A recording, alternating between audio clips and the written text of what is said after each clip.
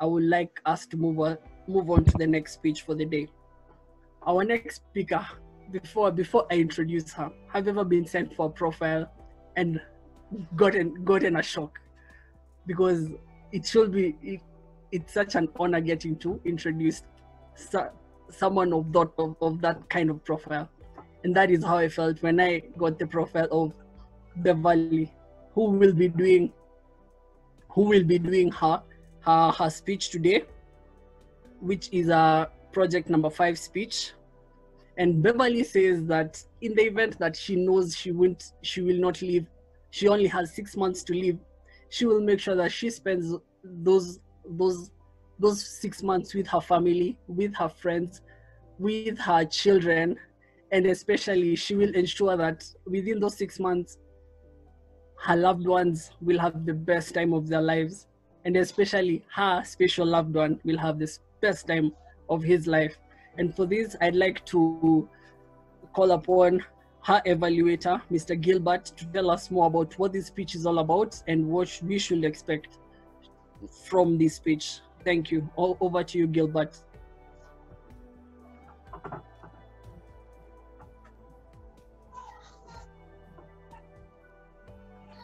This evening, I'm privileged to evaluate Beverly Nambozo, who is at her Advanced Communication series, Speaking to Inform. And the project for this evening is Project 5, which is to do with the abstract concept. The objective of Beverly's project is to research, analyze an abstract concept or theory or historical force or social or political issue. And Beverly is to present her ideas in a clear and interesting manner. And Beverly has chosen to do this in form of a poetry this evening, of a poem. The time allocated to Beverly is 6 to 8 minutes. Timer, please take note, 6 to 8 minutes. And the title, well, this is a poem that Beverly is going to deliver and to wow us with her poem, being a writer and an actor. Over to you, Beverly Nambozo.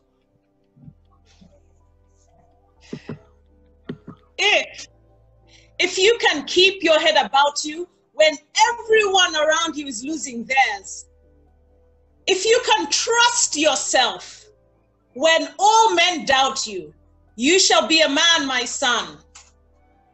If you can talk with crowds and keep your virtue, or walk with kings and not lose the common touch, you shall be a man.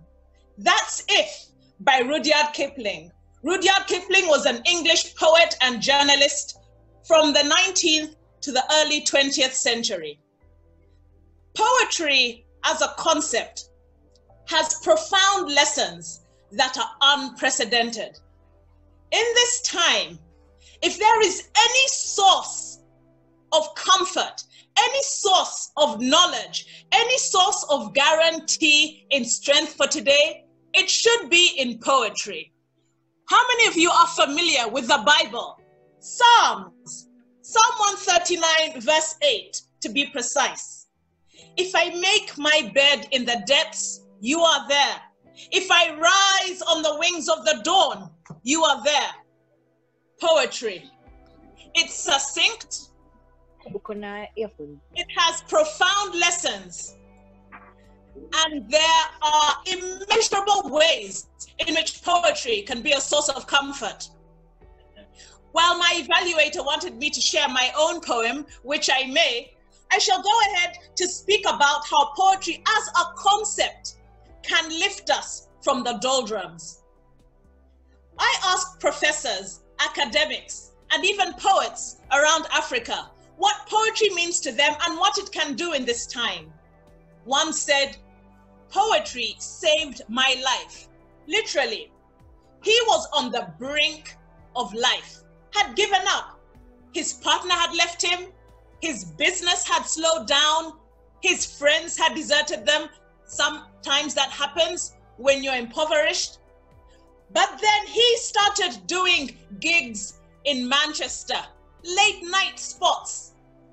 People started applauding him and paying him handsomely. And through poetry, he picked himself up. Now tell me, isn't poetry more than just a concept? Isn't it something of value that can actually change our lives? One other person said this: without poetry, how can life even exist? Have you gone through a labor ward? Have you walked by a maternity ward or gone to visit a relative who's giving birth? What sounds do you hear? Don't tell me you hear mothers to be wailing. What sounds do you hear? For every child that's been born blessed to be alive and healthy, what's the sound that you hear? A baby's cry. It's poetry, announcing its entrance into the world, telling the universe, I am here. Telling its mother, don't worry, Mom, I've made it. That's poetry. This is what somebody else said, that poetry actually gives us insight into the future. When Gaddafi was killed a few years ago, one of the first poems that I devoted to was Ozymandias by the poet Percy Shelley. Do you know what's in that poem? Ozymandias, as a statue named after a king, was suddenly crushed, smothered to smithereens, left shattered in fragments. That poem signified how death was a leveler, because when we die, we shall return to dust. We shall become the same as the common man laying next to us. And that was the first poem that came to mind when I heard of Gaddafi's death. Because in his stature, his structure, in all his kingliness, he was crushed into fragments. So ashamedly. Didn't Percy Shelley already tell us about that? A 19th century poet in his poem Ozymandias, 2 centuries after Gaddafi was killed. How many other ways have we significantly been introduced to the concept of poetry? How powerful and how potent. Poetry educates us into what's happening tomorrow. It reminds us of our past, and it enables us to speak words of wisdom, reaching places that ordinary diction would never reach. Poetry touches the core of a space that your look, that a news article would never, ever be able to. Even though I rise on the wings of the dawn, there you shall still find me. How else may we say that? Apart from poetry. Because in poetry, that's when our souls and our spirits make perfect connection. What's troubling you now in this time of lockdown? What is it that you're not saying that needs to be said? Why don't you try it in a poem? When I visited Mombasa for the first time, I wrote a poem called Nyali. I was staying in a residential place. The person I lived with, my host, stayed in Nyali. And in this poem, I said that the salmon has been reduced to a statistic by the curious and non-caring photographer. You see, those fish in the ocean, they're living beings, but a tourist will snap away, take photos for social media and for his blog. That salmon, whose life was thriving in the ocean, has been reduced to a statistic governed by this tourist. What does that mean? It means that our large lives sometimes are trivialized into a small lens of a camera. Look at Africa. The lions. Africa is more than just lions. We're a continent of more than 50 countries, independent, strong, vibrant, diverse. But one camera can change that. A poem, though, can lift it out and magnify who we are. In another poem, I said that Africa is me, without me, within me. It's my care, it's my uncare, it's my faith, my doubt, my fear, my faith, my love, my everlasting. How else would I say that in ordinary diction? Poetry is more than a concept. Remember the words of Rudyard Kipling, if you can talk with crowds and keep your virtue, if you can walk with kings and not lose the common touch, then you shall be a man. Let's be men and let's be women. Let's embrace poetry. Over to you, Toastmaster. Viva Africa. Ladies and gentlemen, let's give an amazing round of applause for this amazing speech that we have received from Beverly. It is said that poetry are words that speak to the soul and invigorate the mind. I believe this speech has invigorated our minds, for it has made my passion for Africa and made me love Africa a bit more. I'd like to request the evaluator for the third speech, Mr. Gilbert. With love from Uganda, they thought that this lockdown will keep us down. They were shocked. We are still traveling across the border. Gilbert, over to you, sir. Thank you very much, Mr. Toastmaster of the evening.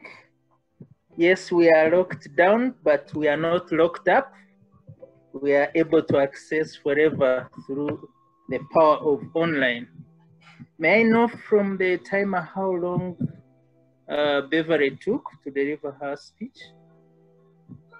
Beverly took 7 minutes and 50 seconds.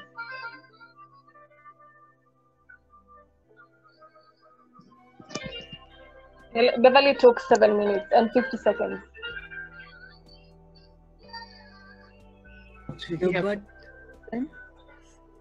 Nonetheless, Beverly's objective was to give an abstract concept where she would analyze that concept or theory or historical force or social or political issue. And she chose to use poetry to do this. Beverly never disappoints. For those who are not aware, Beverly is delivering her last speech before she becomes a distinguished Toastmaster, the second of that kind in Uganda. So Beverly, go all the way. I liked that choice of poetry because many people identify with poetry, and poetry tends to disseminate information faster and easier. I also liked the fact that you used different examples to explain your concept. You touched the bit on the Bible and read us a psalm in the Bible. You were also to use examples, for instance, the example of the death of Gaddafi, where poetry was used to describe that situation. You also talked about poetry being the source of comfort for people, which is true. Sometimes it gives that soothing that brings back that comfort that we lack. You also talked about poetry being able to save a life, and through that, I agree with you entirely. And I'm also glad I learned that the audience was very much captivated and interested in your topic, because when you use poetry, people remain attentive, they follow you step by step, and the message goes deep. So that choice of poetry was a great one. Beverly, I felt that you could have done a little more the visual for your illustration. Poetry world where you read through the Bible and towards the end you gave us a few lines. But if you ran for us a short poem for 30 seconds and we see how you enjoy your moment, it would have sunk even more for the message to go right home. overall, it was a great speech. You've been able to achieve this project, and I wish you all the best in your endeavors. Back to you, Mr. Toastmaster. Thank you very much. Thank you very much, Gilbert, for that that evaluation. As I said earlier, while I was introducing Beverly, I was telling you we're dealing with greatness right here, and being the second is an amazing thing. And may she be a trailblazer for the next generation of great poets in Africa. For she has touched the African in me. I feel like going all out right now, and you know the feeling. Thank you very much, Gilbert. Thank you very much, Beverly.